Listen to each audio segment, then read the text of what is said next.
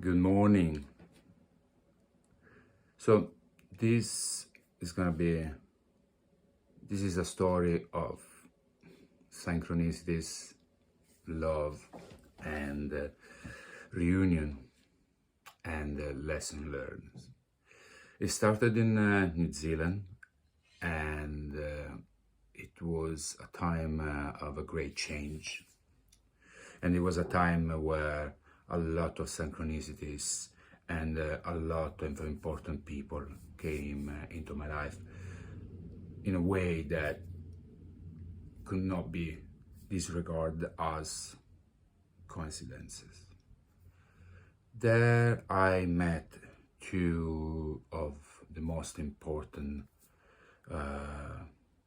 souls, and those two helped me in that next stage that was the New Zealand chapter. So everything started with a great depression and sadness. I moved to Auckland after almost 4 years in Australia, and most of them lived in Perth. Sunny, great weather. It, really fit my soul, giving me a huge amount of happiness that I never had in my life.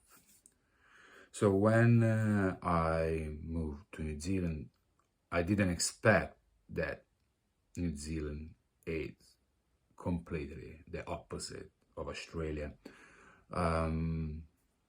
Cloudy, raining all the time. Not too cold in Auckland, where the temperature is quite mild. Very cold in the South Island. Auckland, it was never really hot, but it was never really cold. But what happened is, it was unexpected, because I took a break from my relationship I had with this Japanese girl in Australia, and it was a time of huge confusions in my life. I really didn't know in which direction I was going, and I decided to take a break from her. We took different paths. She moved to Canada, I moved to Auckland. What I didn't expect was that being alone again in an environment like New Zealand, with without the sun to help me to stay happy, with a really gray, raining environment, together with drinking a lot and going back to the big life questions that actually gave me depressions the first time when I was in Italy. Like, who I am, why I'm here, what is life about, what is the purpose of life. So this came all together, and to make it worse, at the time I was drinking a lot, because it would boost my self-confidence, and we know that alcohol is the worst enemy for a soul searching for answers, because I would, every day, the day after, I would just feel worse. Like the depression would be even deeper, the sadness deeper. It was hard, because I never felt in that way. Because when my depression, when I had my the first time I got into depression in Italy, I had faith in Jesus. I mean, I believed. I was raised Catholic, so I could hold on in that hope. Okay, this is happening because God wants this, Jesus wants that, and all the rest. But this time, I had nothing to hope, nothing to hold. I was not any longer religious. I had no faith or beliefs. So when this heavy, deep sadness took place, I didn't know what to do. I was just desperate. It was hard. It was horrible, and I didn't know how to feel better. I didn't know how. I had no hope. So I just try to distract myself with drinking, sex, hoping that I could eventually now feel better. And that did not happen for a while. To make it worse, or what I thought was actually worse, was my family coming into my life again. So my brother one day contacted me and told me that he wanted to do a similar experience that I did when I left Italy, and he wanted to come to New Zealand because I was there, and I didn't want him. I pushed him to go to Australia, even because, I mean, I generally thought that would be better for him to do it on his own, like without support, with no support from anyone. So just moving to another country and learning lessons with no one, to standing next to him. But there was no way. He couldn't do it. He needed to be somewhere where he would have someone that he knows to emotionally help him. So he decided to come to New Zealand, and he decided that he would come with mom.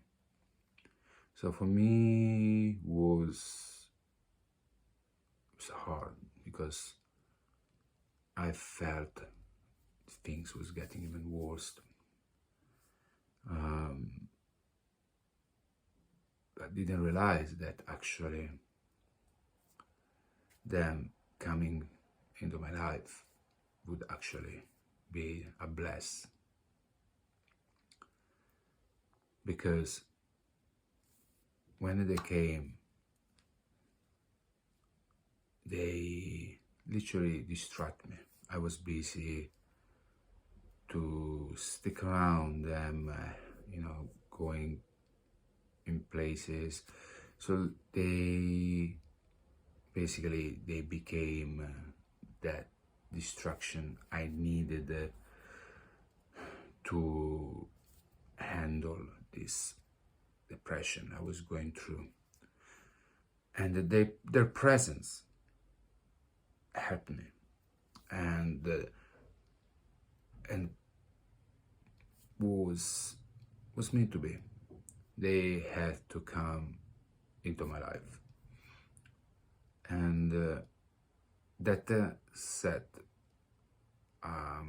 sort of chain reactions that led me to transform myself, because the people I met, they books that I found that changed my perception of life, and it would never happen if they didn't come into my life. So that was kind of like a blessing in disguise.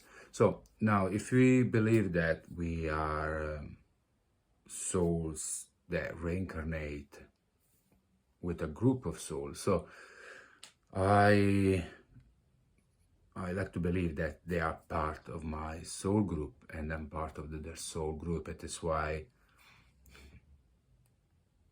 they're around. They coming back somehow. I mean, now I live in London, and they are back into my life again. My brother in London, my mom is here in Italy, but I'm coming back now often because she's not well, and my brother lives in London, so somehow they're all back in my life. So that makes me strongly believe that there is lessons to learn from each other, and I strongly believe that they are part of my soul group and I'm part of their soul group. So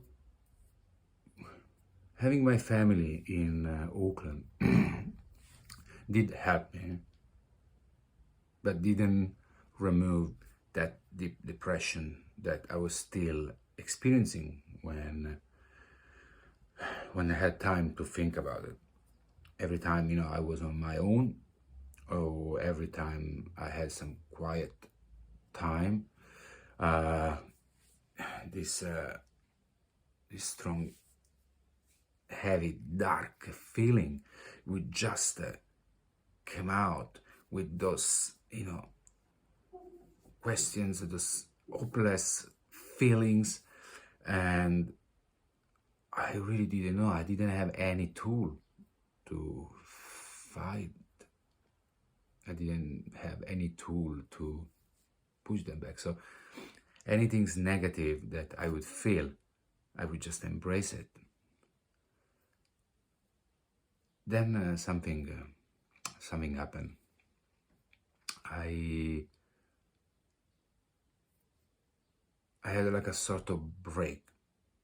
Something, my feelings were was for a while was uplifted.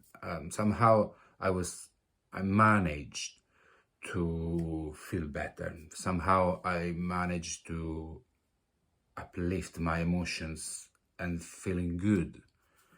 So something I learned is that when we raise our vibrations consciously or unconsciously,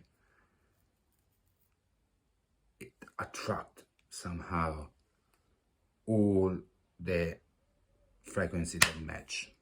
So good frequency match with good frequencies.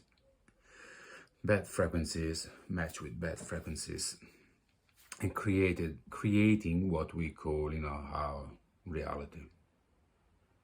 So this is something that is happening in my journey, and that kind of like that period, I was feeling good. I was happy. I was sort in peace, and I was just, it was a good time. And it has always happened when I'm feeling great and my emotions are on a higher frequency. I meet all the right people. I have all the right circumstances. And that's when one night I met one of the most important women that changed the course of my journey and taught me huge lessons, really important lessons. I was with an old friend, met in Australia, and now at the time lived in Coromandel town, but was in Auckland Can't remember for which reason, but we met. We decided to hang out. We went out for drinks. In Auckland, everything closed very very early. Normally by 1 p.m. Sorry, by 1 a.m., 2 a.m. everything. I mean, like nightclubs, they close. There was only one place that normally would be open until early morning, like 4 o'clock in the morning, 5 o'clock. It was a family bar on K Road. It's a very famous gay bar. So it's like, okay, let's go now. Let's go there. The place anyway is good vibes. It's nice. They open until late. The drinks are cheap. So we decided to go, and it was great. I mean, we had the fun. We were drinking. I had the guys all try to hook me up, and we were just having a great time, just drinking, chit-chatting, when I saw this girl. This girl drew my attention. There was other girls. The place, it was gay and lesbian bar, so there was a lot of, obviously, like, there was a lot of girls as well, dancing, drinking, and like many times happen, she drew all my attention. She completely drew all my attention. And I noticed that she was like, so I started to staring, because she was like really beautiful. She had something that at the time I couldn't understand, and then I noticed that she started to look at me as well. So I wanted to approach this girl and and talk with her, but because the place was a lesbian bar as well, so I thought, okay, it's maybe she's just drunk. Plus I didn't know, I don't you don't really want to annoying someone, especially if it's a bar for gay and lesbian, and just straight or bisexual, doesn't matter to me. I hate labels, okay? So I don't really like to define people by label, okay? Because I believe that gender has no love. Love has no gender, so this doesn't matter. But obviously, if you are a girl interested in girls, and a guy try to hook you up, you don't want it. It's annoying. So I didn't want to do that, but I was, she drew me in. Like, there was something that kind of like I couldn't resist, and so I was drunk as well, so I was inhibited, like my inhibitions were like kind of like gone. So I felt free to do whatever I wanted. So I felt, you know what, I want to talk to her. If she's lesbian, she would just tell me, like, leave me alone. So I made my way to talk to her, and when I was close, one of her friend came in the middle, and they told me, are you gay or straight? I was like, this is an interesting question. I said, well, I like girls. And for my big surprise, he said, okay, because Now, if you were gay, I really like you. But in this case, my friend, she thinks you are hot.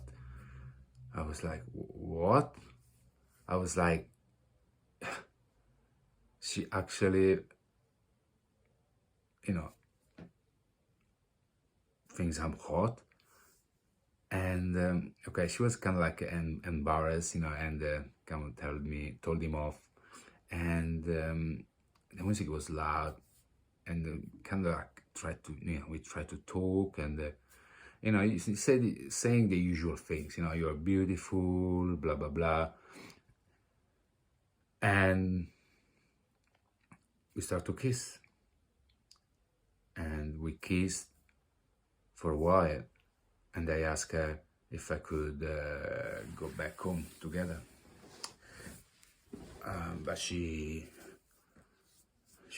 told me that she had to work earlier in the morning, so that night I could not go back to her place. So we exchanged numbers, and everything started. There was something I noticed straight away when we start to hang out. It was something that she emanated. There was an energy. At the time I didn't know. I could only feel it. My depression came back, and I was I was feeling sad. I was feeling hopeless. But there was something I remember that I couldn't understand. So every time I would meet this girl, I will call this girl Michelle. It's not her real name. Every time I was with Michelle, it was like all the darkness within my soul would be gone. I would feel uplifted. I would feel good. So at the beginning, I didn't really realize it. At the beginning, I thought. At the beginning, I didn't think that could have anything to do with her. But then, we start to meet every week. At the beginning we were just having fun. It was just like, friends with benefit, how they call it. But obviously, it was becoming a regular thing, once a week. So it was getting more than just sex and go home. So I would go to her place, and we would hang out, chit chat, eating something, and then we would go and have sex.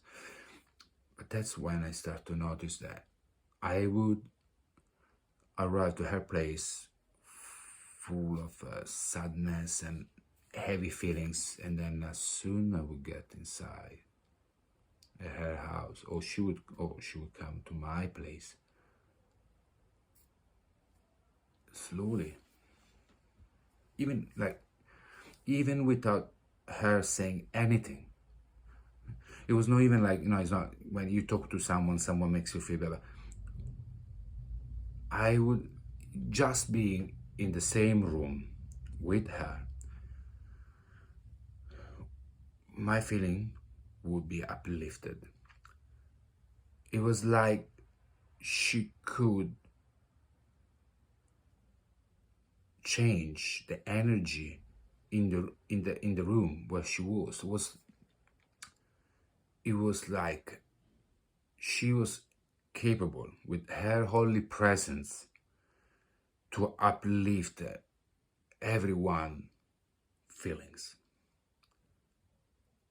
So after a while, I began to ask to all her friends, you know, how do you feel when you're around Danielle? Do you feel better? What do you think about Danielle? And everyone would say, look, Alex, when Danielle is around, I just feel good. Wow. And then I would ask to another friend, oh, when I'm with Danielle, she just make me like, I feel great. So obviously there was something about this girl that it was like a power. It was like a healing energy. So now I know that, obviously, at the time I didn't know. I know now that, after many years and researches and, personal experiences, that I know that you're in frequencies, you're in energy, when it's in a positive state, like a higher emotional state, it does affect everything around you and the people around you. That's why you can try to help someone feeling better, but if your inner energy is on a higher frequency, you will help them feeling better without saying anything. And that's what Michelle was. She was naturally positive. She was naturally full of energy, happy. She had this thing, I remember, that even if something bad would happen, she was able to get rid of any bad feeling. Like they would fade away. Remember, she would always tell me, like, the day after, I would forget about. So she was always happy, feeling great, and she would affect me. And it was the first time that I noticed something like that. And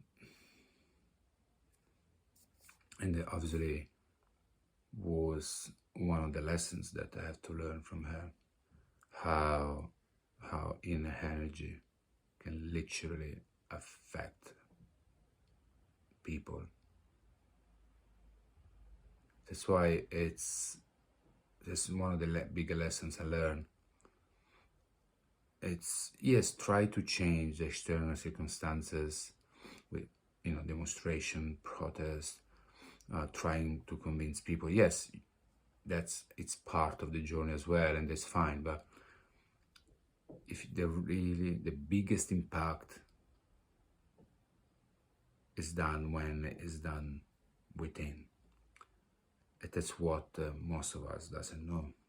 Or maybe we've been kept in the darkness in purpose.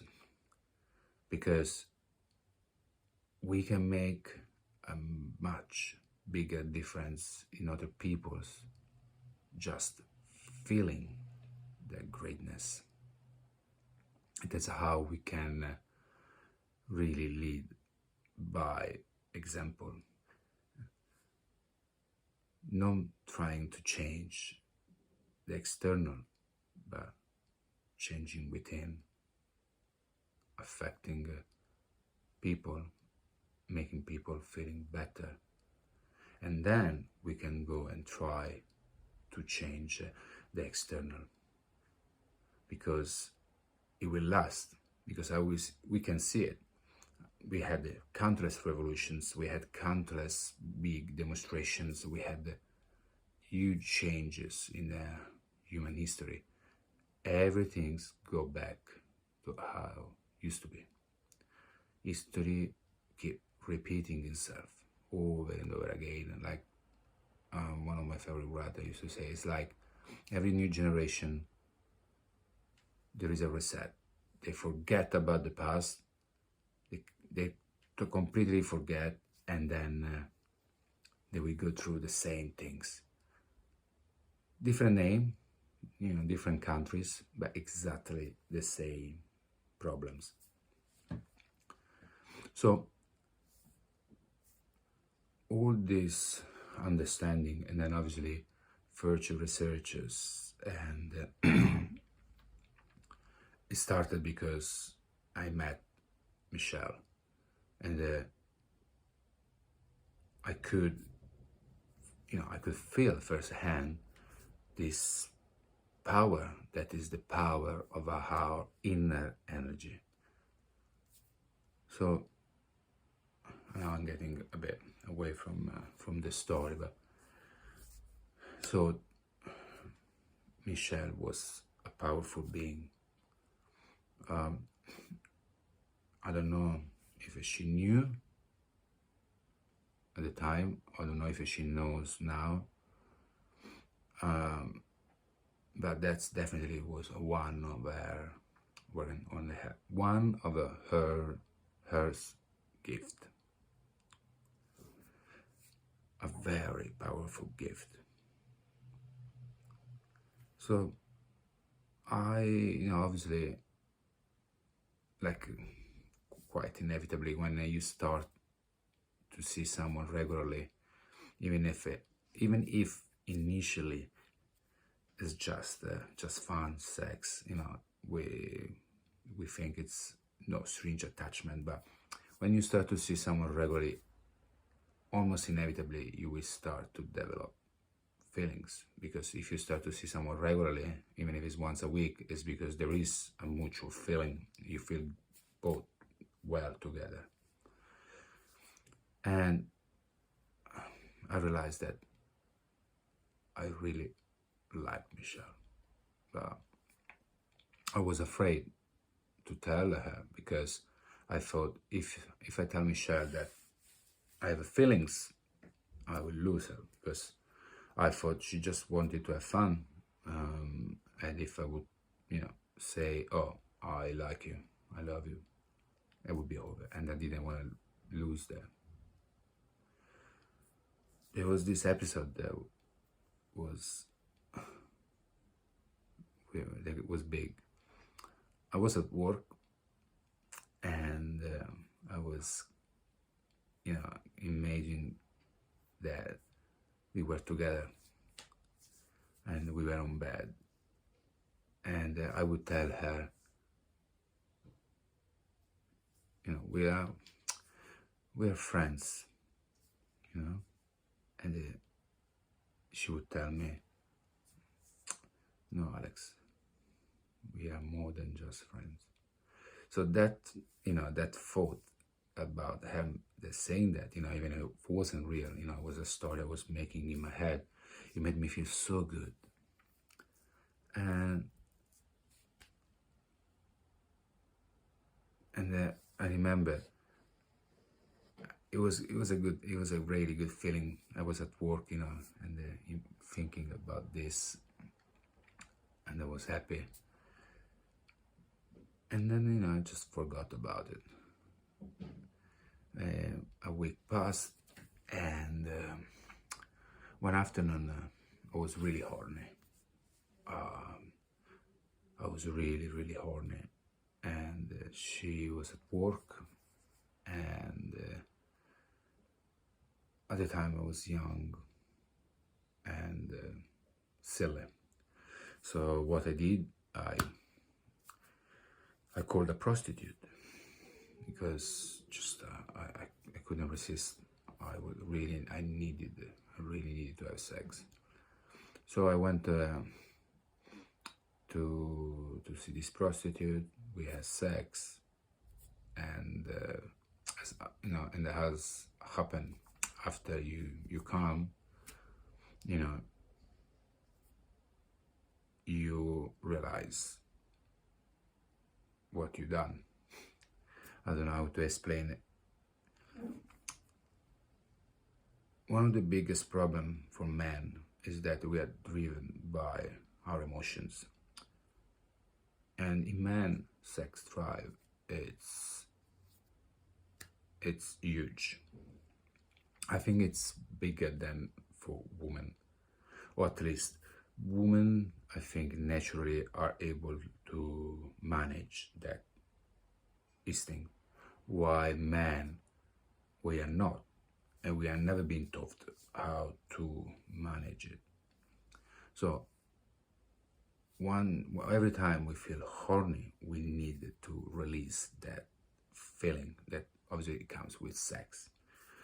And because we don't know, that's when, you know, like all the problems comes, you know, like cheating, you know, prostitutions. That nothing wrong, you know, if someone, you know, if a woman wants to be a prostitute as a job, is not a problem. But a lot of men, they would probably spend a lot of money to go and prostitute. Or, you know, if they've been in a relationship for a while and their partner doesn't want to have sex, that's when, you know, a man will go with prostitutes or would cheat. Why? Because we are not being taught how to handle this instinct, because it's just an instinct.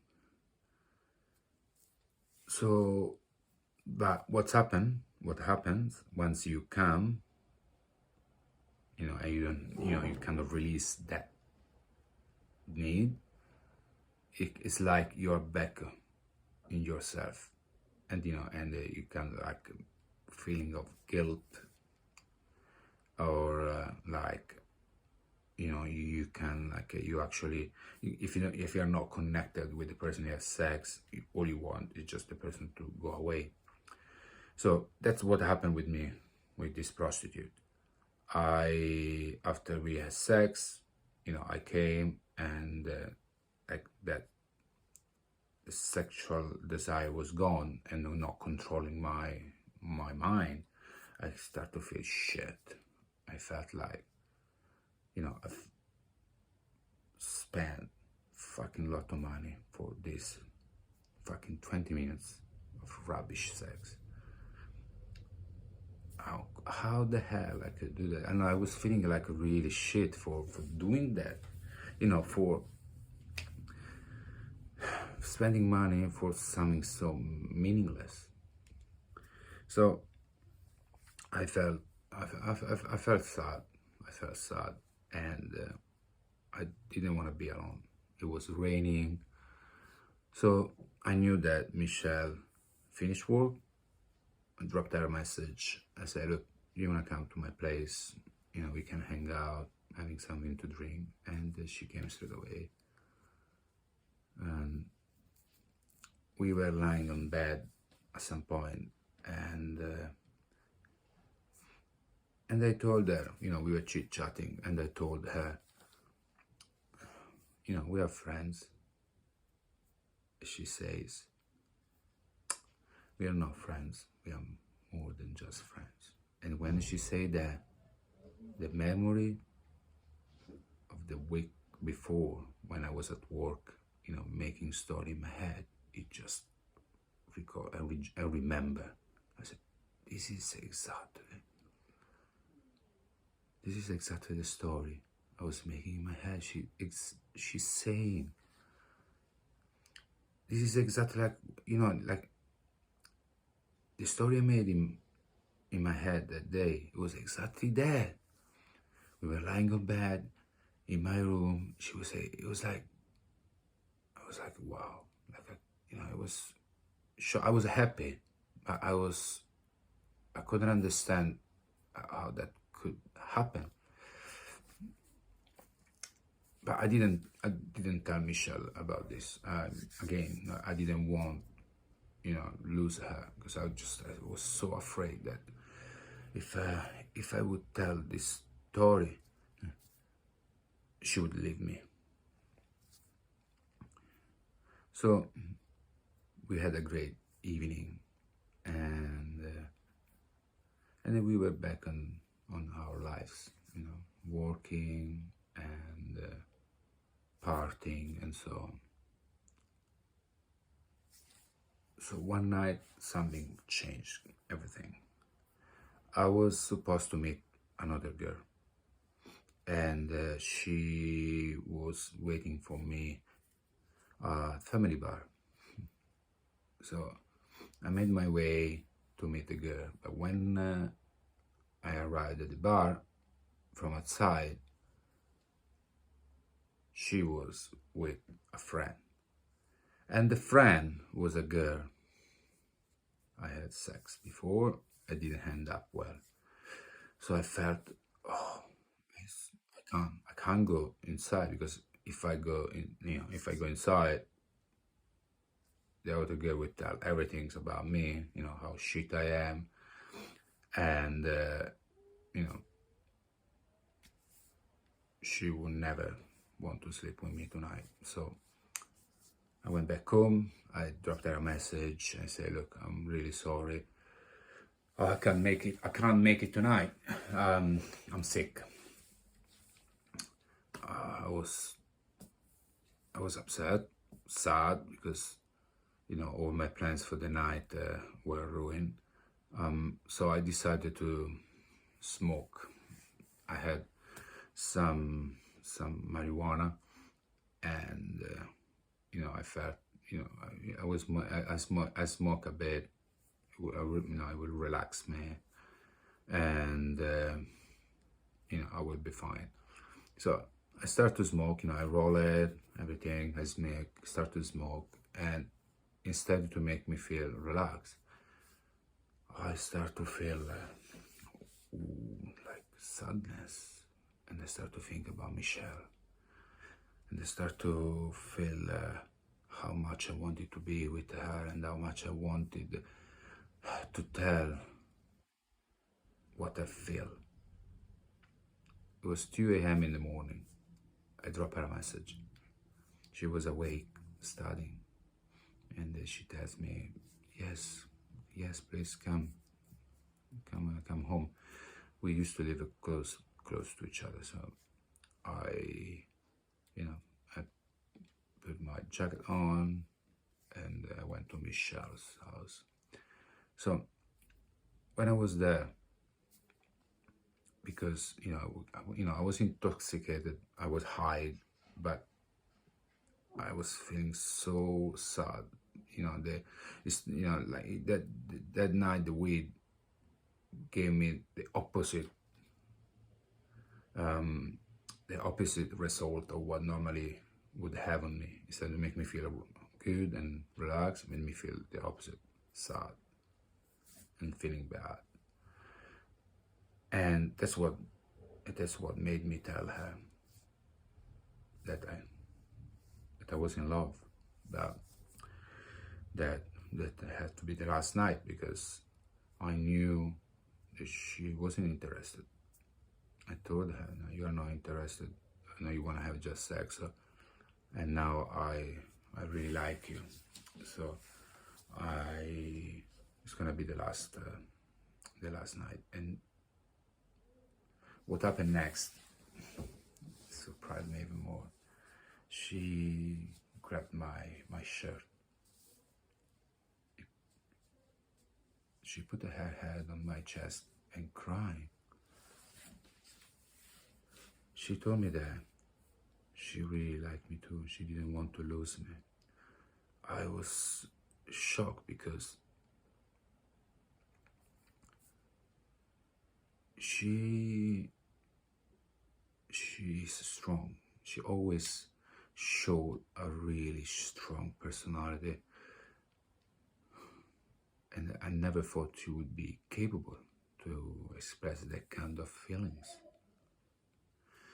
So I was like, it was beautiful. I was really, really happy, and that's when we got together. And so we might think it's gonna be a happy ending here, but not in my life. There is no happy ending. There is only lessons to learn from, and as always, and sadly still now, this is one aspect of my life that needs to be changed. Every time I am with someone that I like, and that someone that I want to be together, the moment that we get together, I started to rejecting it. Like, that's what happened. Like, all I wanted was to be with her.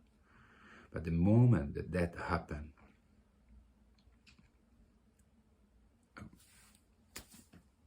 as usual, doubts, thoughts.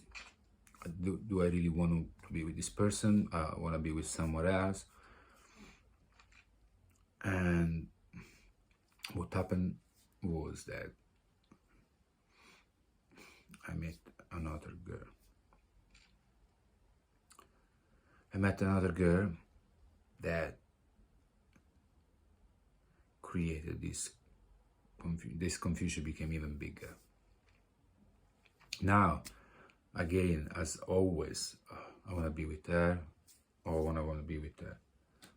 Like, I don't understand why I'm like this. I don't know. I really, really don't know. I want to be with someone, really strongly want to be with someone. At the moment I get with this person, I don't want to be with this person anymore.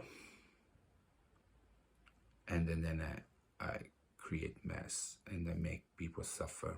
I make women suffer. And this is something that I really want to change. I really want, I don't want to be like this, but I'm still like this for this aspect of me that I really want to change, and it seems not happening.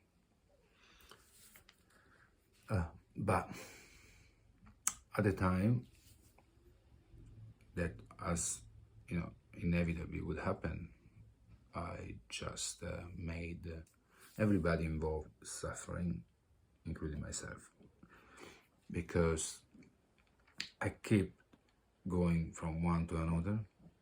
Then I decided to be with this new girl. She was from Korea.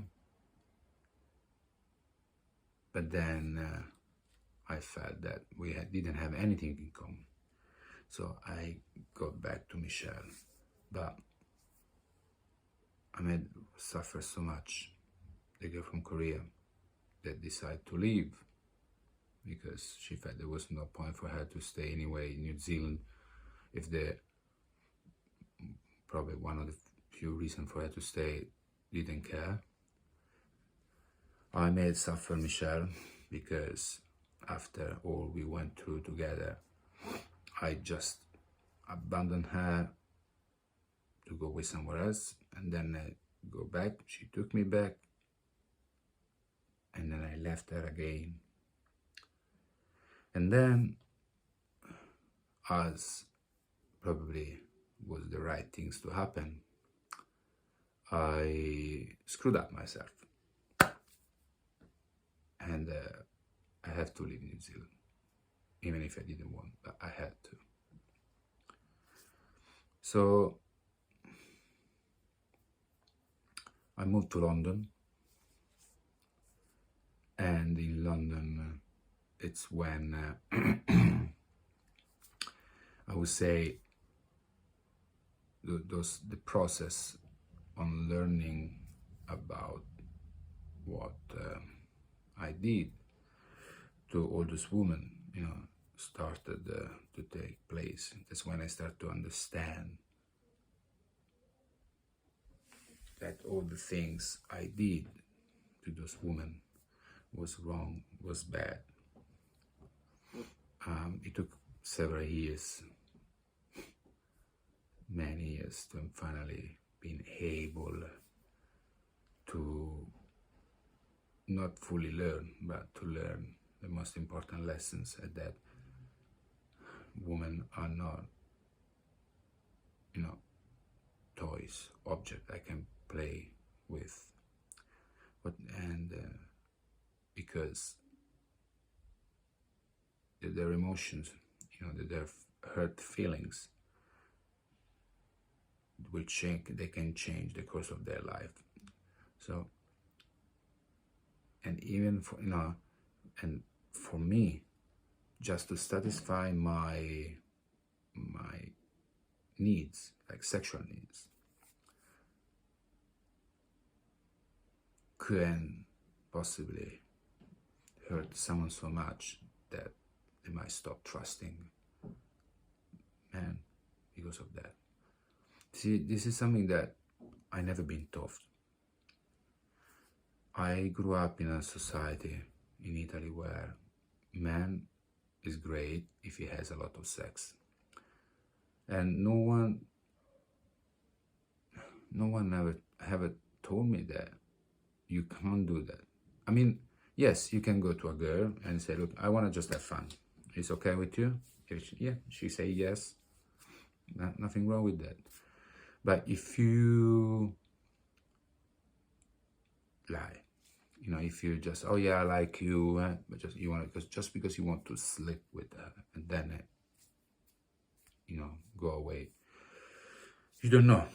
Maybe this girl have hopes. Maybe this girl wish to see you again, and then you just lie to her just for sex. So I learned this. This was one of my biggest lessons, and I stopped because I realized how hard it is when you like someone, or when you want to be with someone and the person cheat on you or lie to you, or you just not interested, but make you believe that maybe something can happen. The feeling is horrible. Yes, obviously then in London I started to experience those kind of things. That's why I was able to understand. I could understand emotionally what that means, what I used to do to these other women. So that was my lessons, something very important that I learned. So what's happening in London more than this? It's happening that one day Michelle dropped me a message. It tells me something that again will surprise me, and at the same time will reinforce that ideas that I was starting to develop, that is that everything's happened for a reason, and that's what we call reality. It's probably merely an illusion. She dropped a message and says, Alex, I can't renew my visa in New Zealand, and my sister study in London. I knew that. So we decided we're gonna open a cafe in London, in West Brompton. So West Brompton, it's the neighborhood just next to Fulham, where I used to live. So how many chance that your ex-girlfriend that you met in New Zealand, miles away from UK, miles away, 30 hours by flight, how many chance that will tell you that she's moving in the same city you are, in the same, almost the same neighborhood you are? How many chance? 1 out of 1 million. So I felt this is the universe giving me a second option, a second chance. So she tells me that, because obviously I work in coffee, so she needed some advice, because she would have an interview with the British Embassy in China, and and she just wanted, she needed to show them a business plan about what they want to do, and she just needed some advice about like coffee and coffee shops set up. So she told me that she will let me know how the interview went, and then we get back in touch. In the meantime, she came for a trip to London, and we met, and everything was like nothing ever changed. Like it felt like everything was like the day before, like when I was in New Zealand. Same feeling, and the same healing energy. She was magical, and I was just so stressed because I didn't know how to behave, how to react, especially after all the things I'd done to her. But we had a great evening. We say goodbye. She told me that she would let me know about the result of, about what the immigration would say. So I try after a few months. I tried to call Michelle. I dropped messages, but no answer. She stopped.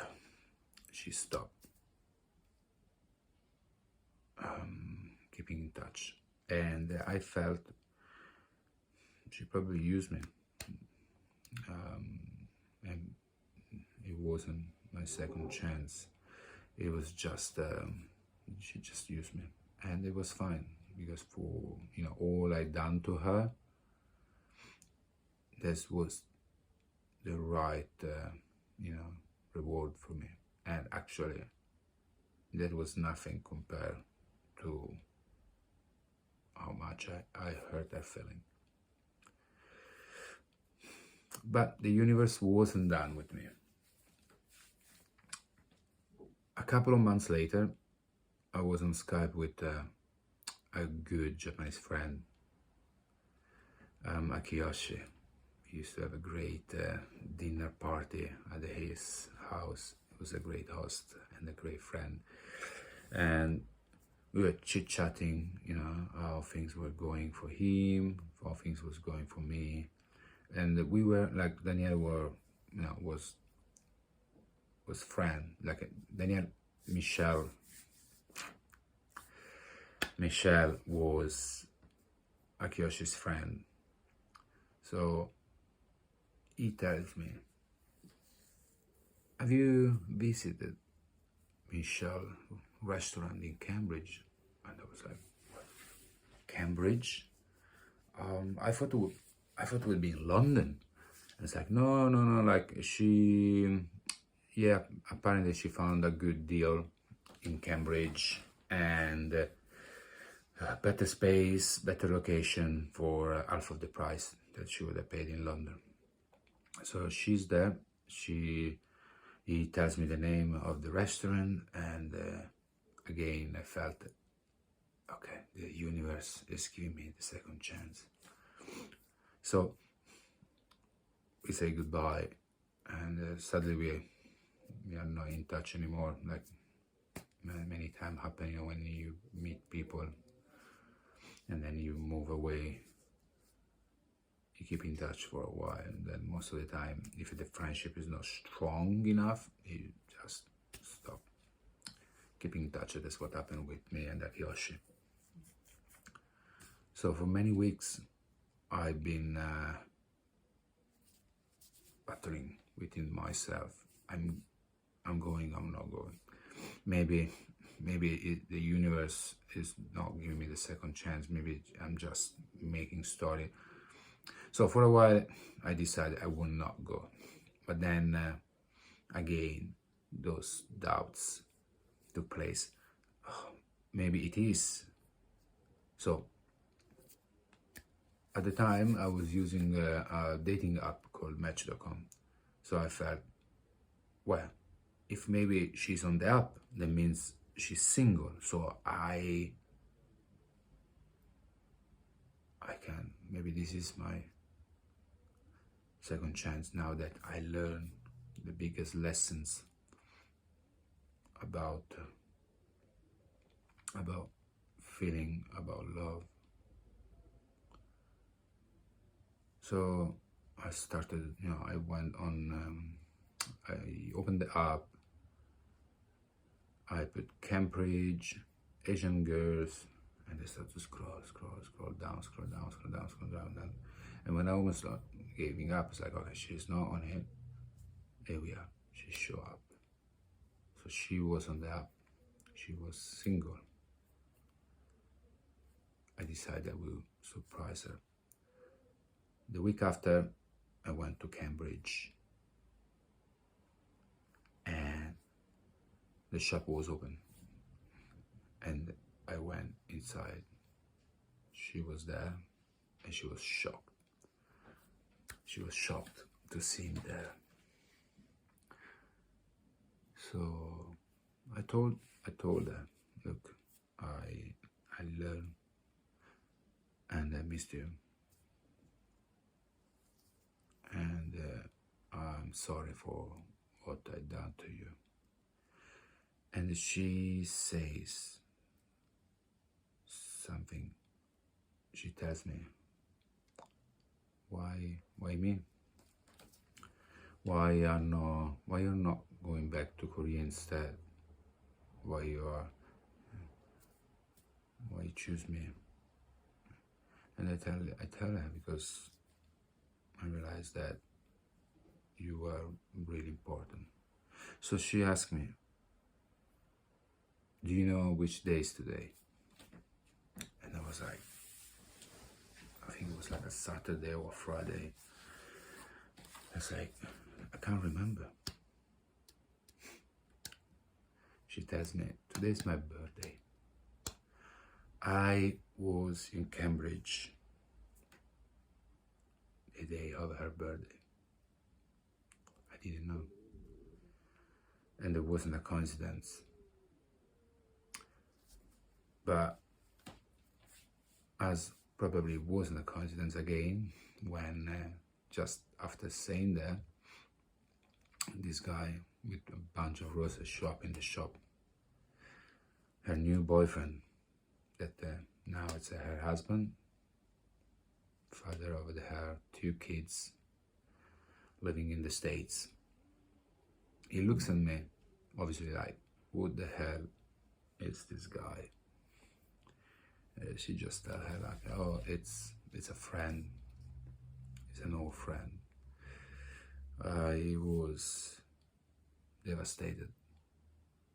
I told them that it was time for me to go. I left the shop. I cried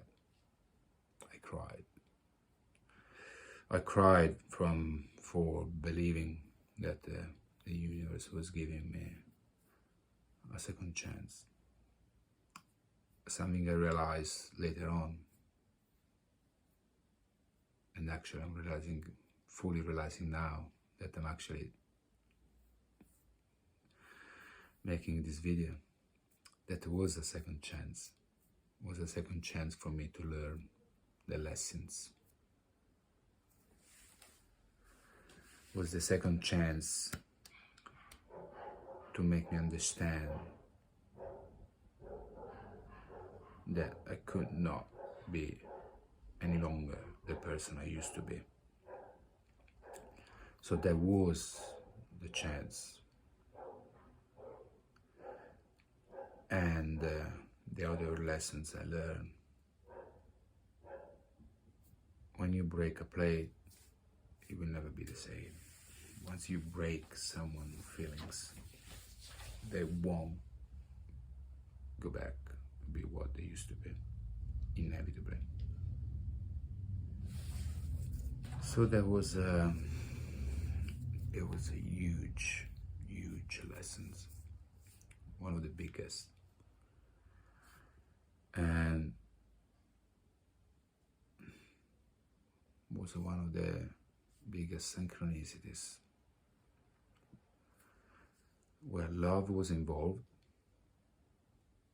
and big lessons were involved. But I'm lucky. I'm lucky because I met this girl. I'm lucky because she taught me the biggest lessons. I'm lucky because if I didn't meet Michelle in New Zealand, in London, in Cambridge, a lot of the big change that I'm really proud of me now, it would never take place. I'm lucky because it was a wonderful time in New Zealand, and I'm lucky to have great memories.